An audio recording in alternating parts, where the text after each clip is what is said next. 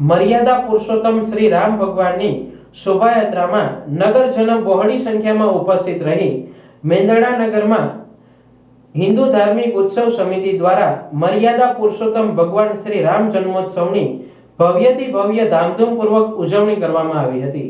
આ શોભાયાત્રા સાંજે 5 કલાકે પટેલ સમાજથી પ્રસ્થાન થઈ હતી, જે વડલી ચોક, વાલમ ચોક, નવદુર્ગા ચોક, જૂની બજાર, પાદર ચોક, જૂનાગઢ રોડ સહિત નગરને વિવિધ સોસાયટીઓમાં શોભાયાત્રા ફરી નાજાપુર આવેલ સ્વામિનારાયણ મંદિરે રાત્રે 8 વાગ્યે પૂર્ણ કરવામાં આવી હતી।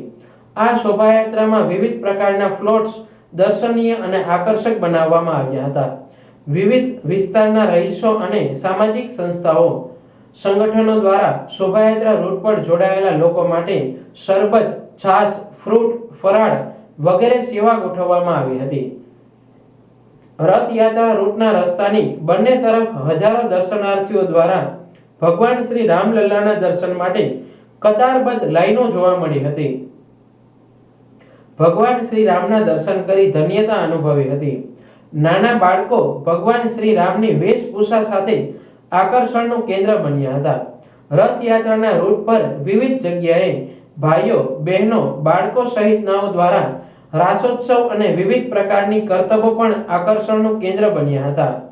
રામલલ્લાના જન્મોત્સવના ઉત્સવમાં સમગ્ર નગર રામમય બની ડીજેના તાલે ગુંજી ઉઠ્યું હતું।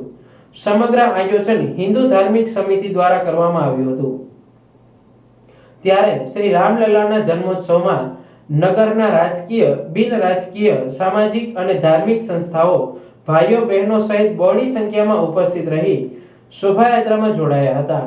સમગ્ર નગરના તમામ નાના મોટા વેપારીઓ દ્વારા સ્વૈચ્છિક રીતે પોતાના ધંધા રોજગાર બંધ રાખી શોભાયાત્રામાં જોડાઈને આ મહોત્સવને સફળ બનાવ્યો હતો।